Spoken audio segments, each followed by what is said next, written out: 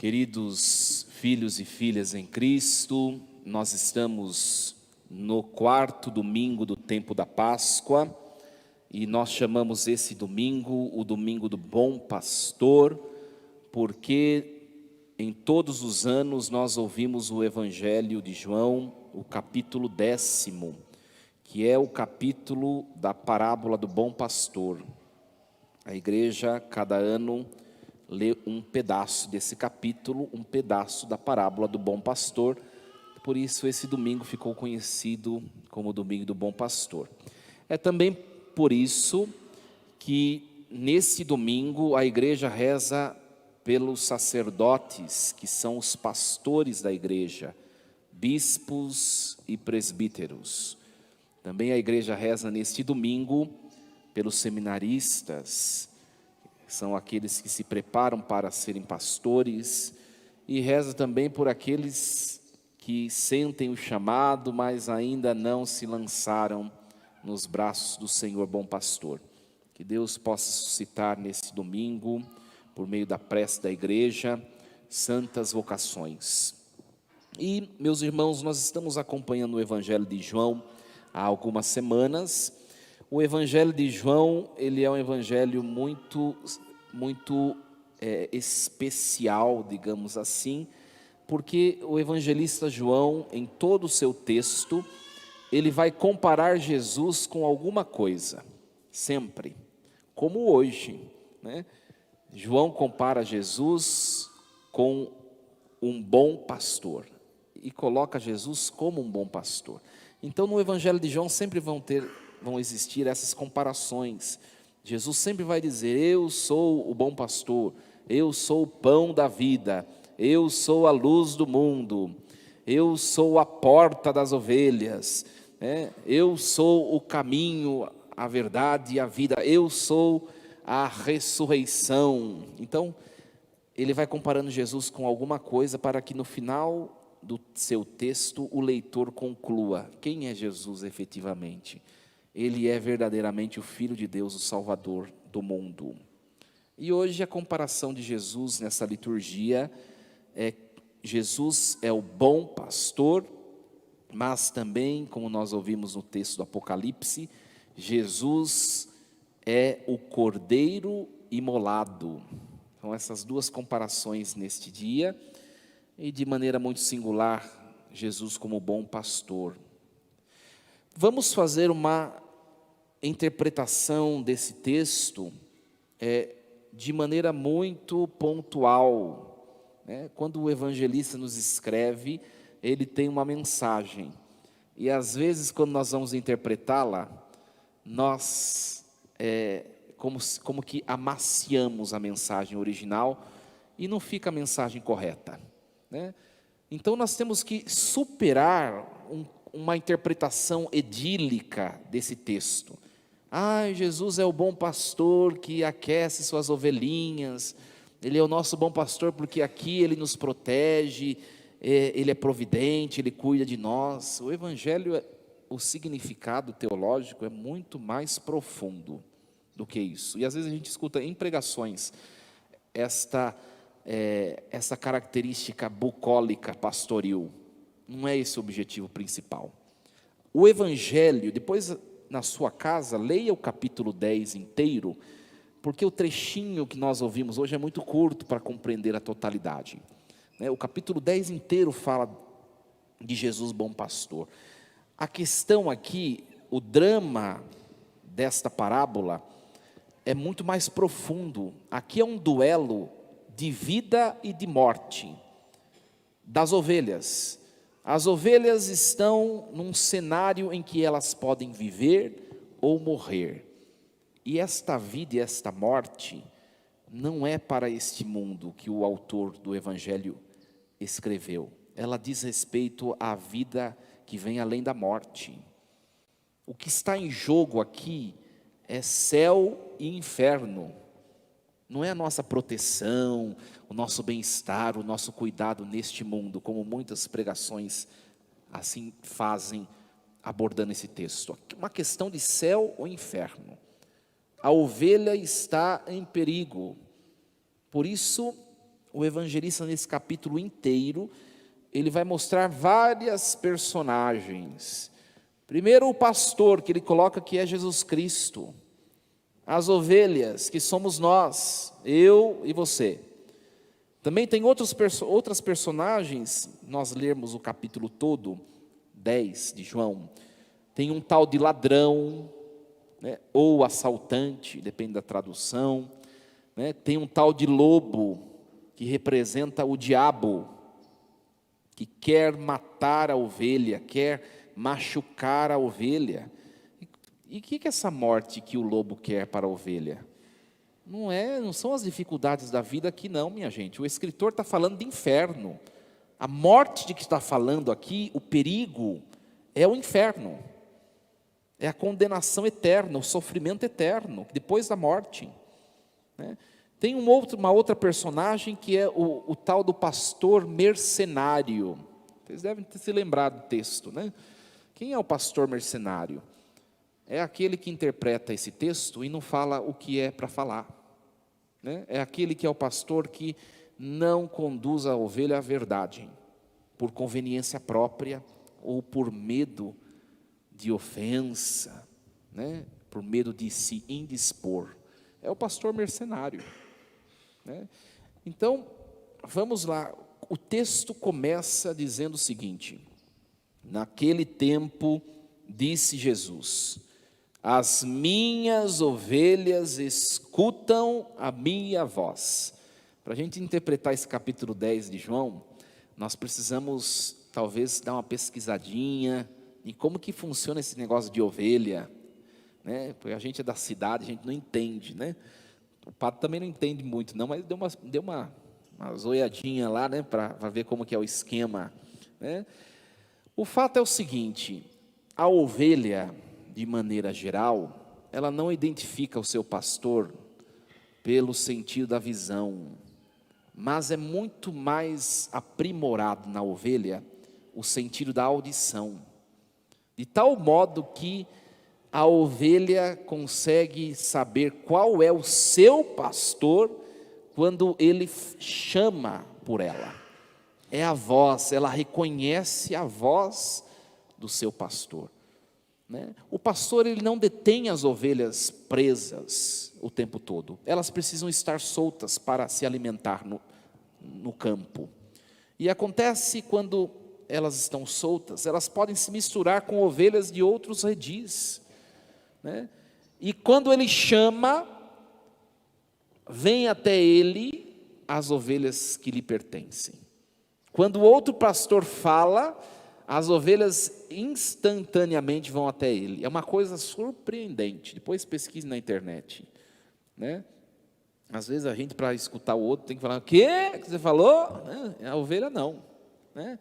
Um pouquinho, um chamadinho, né? Ela já vai, é aqui e vai. É algo fantástico. Então, ela precisa estar atenta à voz do pastor.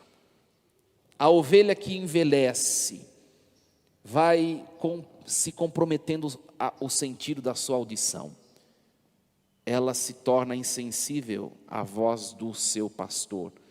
Quando ele chama suas ovelhas para guardá-la ao entardecer, porque à noite vem o lobo, à noite vem o ladrão, elas devem ser guardadas e protegidas no aprisco. Ele emite o som, ele chama, vem todas, mas aquela que já está com dificuldade de ouvir, ela não sabe para onde ir. Ela se torna vulnerável, ou ao ladrão, ou ao lobo, que é o retrato do diabo para nós. O que eu tenho a ver com isso, padre? Né? Eu trabalho no banco, eu trabalho na empresa, não mexo com ovelhas. É uma comparação lúdica para que nós nos coloquemos como essas ovelhas, que precisam escutar a voz do bom pastor que é Jesus Cristo. Não tem jeito de se achegar na proteção, no aprisco de Cristo, se não escutarmos a voz do bom pastor. Por isso hoje uma pergunta para nós: qual é a sua intimidade com o texto da Escritura? por meio do qual Deus fala conosco. Deus nos fala por meio da Escritura, Deus nos fala por meio da pregação da igreja. Deus nos fala também por meio das pessoas que estão em volta, e às vezes nós não somos pessoas que refletem o que o outro fala. Só eu tenho a verdade, só eu sei. E pode ser que Deus esteja falando pelo outro, e você não está atento à voz do bom pastor. Jesus também fala conosco, chama a cada um de nós, às vezes, por meio dos acontecimentos da vida. Às vezes surgem na caminhada alguns acontecimentos que nós não entendemos o porquê. E o que é necessário se fazer? Parar, silenciar e no silêncio da alma ouvir a Deus. Porque Deus está tentando falar com você por meio desse acontecimento e você não está conseguindo ouvi-lo. Meus queridos, Deus é maior do que todos, nos diz o Evangelho de todos, nos diz o Evangelho de hoje. Olha só, meu Pai que me deu essas ovelhas é maior do que todos, ou seja, não há mal do qual Deus não tire um bem. Não existe mal do qual Deus não tire o bem. Se existir algum mal que Deus não possa extrair dele um bem para nós, Deus não permitiria que esse mal se realizasse em nossa vida. Por isso que as situações difíceis da vida é para que nós paremos e tentemos perceber o que Deus está nos chamando a fazer. O que Deus está nos dizendo? É preciso ouvir. Esse primeiro versículo do capítulo 10, que hoje nós lemos, que é o versículo 27, tem dois verbos importantíssimos. As minhas ovelhas escutam a minha voz, eu as conheço. O verbo conhecer, né? Ou seja, a grande pergunta, como é que essas ovelhas lá do pastor, né? Voltemos ao quadro pastoril, né? Como é que elas conseguem identificar a ovelha, o seu pastor, em meio a tantas ovelhas de vários redis e de tantos pastores? Porque elas convivem com o seu pastor. De tanto conviver com o seu pastor, dia após dia, ela se torna íntima daquele que é o seu pastor, e o seu pastor também a conhece. Não tem jeito de saber qual é a voz do pastor supremo, Jesus Cristo, se eu não tenho intimidade com Ele. E pode ser que nós estamos na igreja e Jesus seja um desconhecido. Uma coisa, você tem rezado todos os dias? Se você não conviver com Jesus por meio da vida de oração, você não vai saber qual é a sua voz no meio dos barulhos do mundo. Você tem participado da igreja com seriedade? Eu sempre tenho falado isso. Os sacramentos da igreja, né? Você é íntimo do Senhor. É só assim que você vai saber qual é a voz que vem do pastor supremo. Qual é a voz verdadeira de Deus e não de outros pastores? É a primeira coisa que o Evangelho de hoje nos informa. É preciso escutar. Mas para escutar eu preciso buscar intimidade com o Senhor. Senão eu não vou saber escutá-lo. E é uma situação muito cíclica. Cada vez que eu busco escutá-lo, eu o conheço mais, eu me torno mais íntimo. Cada vez que eu me torno mais íntimo, eu sinto vontade de buscar mais. É uma coisa que vai crescendo. Isso chama-se fé. Fé é o escutar e o conhecer. O escutar e o conhecer. E isso é a fé. Nós, no fundo, a pergunta, nós somos homens e mulheres de fé? Ou a coisa ainda está muito crua? Para que cada um de nós respondamos para nós mesmos.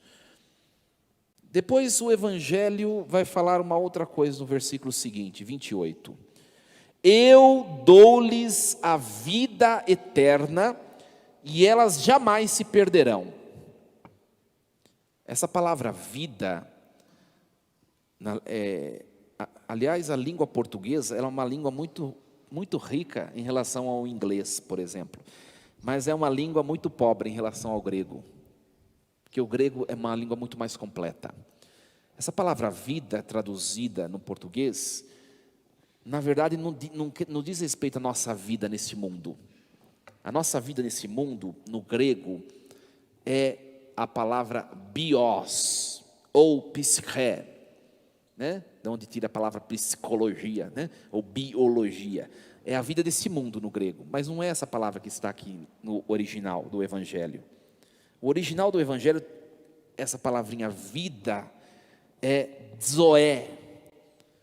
O evangelista coloca nos lábios de Jesus, que Jesus falou, eu dou-lhes a zoé, uma vida que vai depois da morte se manifestar, é a vida que vai além deste mundo. Então é esta vida que Jesus está falando que Ele dá. Por quê? Porque o que mais importa para Deus não é o que nós vivemos aqui, é o que vem depois. De tal modo que, às vezes, Deus tem que permitir na nossa vida situações ruins. Por quê? Porque Ele não nos ama? Não. Porque Ele está mais preocupado lá com o que vem depois. Às vezes, para nós nos aproximarmos de Deus, Deus precisa permitir situações trágicas, aí a gente volta. E se for necessário fazer isso, Ele faz. Porque o mal dessa vida para Ele está preocupado com o sofrimento que é eterno e que não tem fim, que é o inferno. Consegue compreender? Então é a vida eterna que é informada nesse texto, né? Muito mais do que se prega por aí, o bom pastor cuida de nós, ele provê o que está faltando na nossa família, ele nos protege das doenças. Não é nada disso que o Evangelho está falando.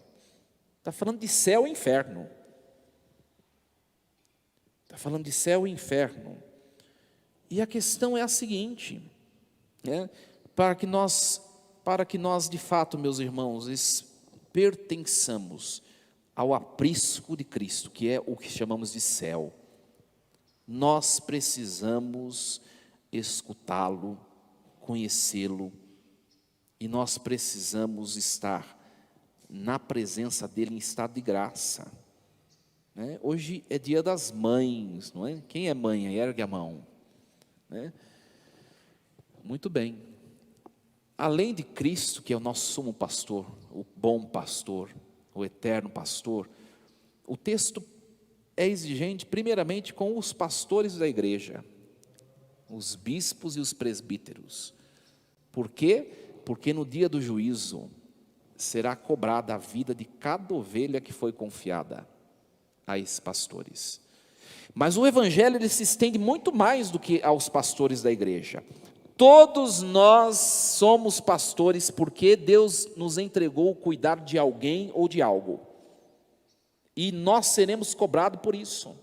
Você que é mãe, não é só dar à luz. No dia do juízo será cobrado. O que você pôde contribuir para que seu filho, sua filha fosse para o céu, vai ser cobrado. E nós vemos hoje pais, mães, que dão de tudo para os seus filhos. Roupa nova, de marca, escola de qualidade particular, universidade pública, passeios, dinheiro, mas não dão o único essencial, que é a fé. Meus irmãos, o que Jesus diz em tantos evangelhos, aliás, no evangelho de João ele diz para Tomé, eu sou o caminho, a verdade e a vida, ninguém vai ao Pai senão... Será que todas as mães que existem nesta cidade, neste país, elas entregam a seus filhos a fé? Eu acho que não, porque senão essa igreja estaria lotada de mães. E vai chegar diante do juízo, e pode acontecer que a mãe esteja na fila e veja o seu filho entrando para o inferno. E aí? Valeu a pena? Carro, roupa, escola, etc. Não valeu a pena. Conseguem perceber que o Evangelho é muito mais profundo do que, às vezes, o que se pregam? Então, é sério a missão de pastoreio. Estou falando para as mães, porque hoje é dia das mães. Se fosse dia dos pais, também iam levar os pais, né? É a mesma coisa, né? Então, o Evangelho é exigente, e aparece às vezes, ai padre, o senhor é muito moralista. Não sou moralista, é o texto do Evangelho. Jesus diz em várias passagens, eu sou o caminho. No próprio capítulo 10, que é o Evangelho, a parábola do bom pastor, ele diz, eu sou a porta das ovelhas. Para elas terem pastagens, elas têm que passar por mim, não existe outra. Num outro evangelho, dos evangelhos sinóticos, né, a porta que leva para os céus é estreita, a porta que leva para a perdição é larga, e o evangelho diz, e muitos são os que entram por ela. Não sou eu que estou falando, é o texto. Nós estamos conduzindo aqueles que Deus nos entregou para o céu. É claro que a decisão do céu ou do inferno é pessoal, mas nós podemos auxiliar nessa decisão. Mãe, pai, avó, às vezes a gente reza pedindo saúde, ai que dê certo esse emprego, que não sei o que. Você já rezou desse jeito? Senhor, converta o meu filho para que ele possa ir para o céu. Essa oração, acredito que poucas fizeram. E é a única coisa que vai sobrar. A hora que bater as botas, no caixão não tem gaveta. Não vai dinheiro, não vai roupa, não vai perfume, não vai nada. O que vai levar, a alma vai levar só? O estado de graça, ou não. Então você tem que rezar para isso, que é a única coisa que vai contar, né? Que hoje a nossa oração seja essa, né? Primeiro os filhos em relação às mães, né? Claro que saúde é importante, que nós desejamos estar com quem nós amamos, e que aquele que nós amamos estejam bem, é evidente. Mas a nossa oração primeira seja, Senhor, eu quero o céu para a minha mãe, eu quero o céu para o meu filho. É a única coisa que vai sobrar depois da morte. É sério o evangelho de hoje, né? E hoje nós ouvimos o texto do Apocalipse de São João. O Apocalipse retrata a situação da igreja primitiva, mas é também uma alusão ao que será da igreja após a morte. E aí, hoje, de propósito, a igreja coloca o trecho do Apocalipse, que é uma das aberturas dos selos, né? No Evangelho, no Apocalipse de São João, são abertos os chamados selos. O Cordeiro abre os selos. O que é isso? O que é necessário para adentrar na morada eterna, né? E hoje é um trechinho dessa parte aí dos selos. E aí João tem a visão do céu. Olha só a visão de João. Eu, João, vi uma multidão imensa. Quem são esses? Os santos que já estão lá, em alma, junto de Deus. Aí João vai falar quem são estes? Quais são os requisitos para o céu? Ou seja, o que essas pessoas que já estão lá, essa multidão imensa, incontável, o que eles têm em si para poder estar lá? Primeira coisa, eles estavam de pé diante do trono e do Cordeiro. Não tem jeito de ir para o céu se não estiver unido a Cristo. Não tem jeito. Outro requisito, trajavam vestes brancas. Não tem jeito de ir para o céu em pecado mortal. Por isso quem vai morrer, né, que morra santo. Aliás, quando alguém adoece, né, a última coisa que vão fazer é chamar o padre. Aí o padre tem que ficar correndo para dar unção no hospital. mas devia ser a primeira coisa. Você está vendo que a pessoa está doente? Pode ser que sim, pode ser que não. Chame o que é mais importante. O corpo vai apodrecer uma hora ou outra. Os bens vão ficar. E você deu o que é a única coisa que importa? Não deu tempo, o padre não chegou a tempo. Traziam nas mãos palmas, que é o símbolo de reconhecer Cristo como Rei e Senhor da vida. Lavaram e alvejaram suas roupas no sangue do Cordeiro. Não sei se vocês já vestiram branco, hoje não tem ninguém de mãe de santo aí, né? Geralmente no Natal, tem um monte, no Ano Novo, né? Na missa de Ano Novo tem um monte de mãe de santo, né? Pai de santo na igreja, né? Você veste a roupa branca, daqui 10 minutinhos já está suja. Esbarrei na porta da igreja, já era, tem que trocar, né? Aliás, a túnica do padre é assim, né? As tiaras que lavam aí, né? É uma por semana, suja. O que quer dizer isso com o Apocalipse?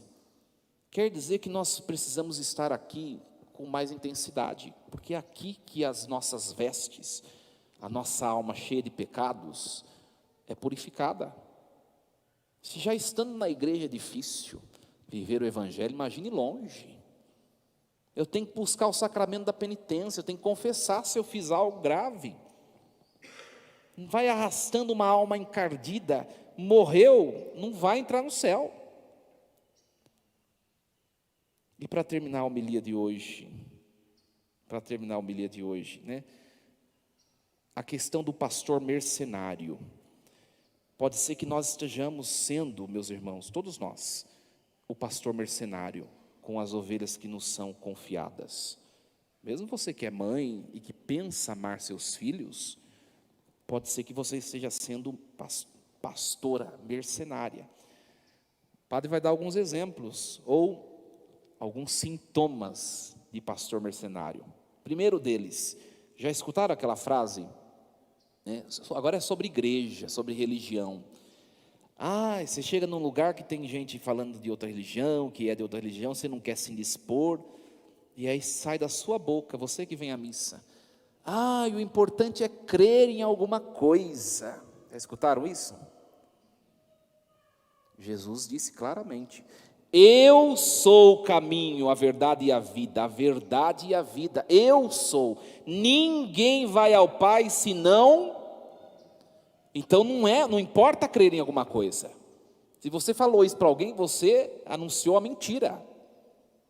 O que importa é crer em Jesus Cristo, e não há outro caminho. E Jesus se manifestou, se revelou aos seus apóstolos, e junto dos apóstolos edificou a igreja, que é única e que é a católica.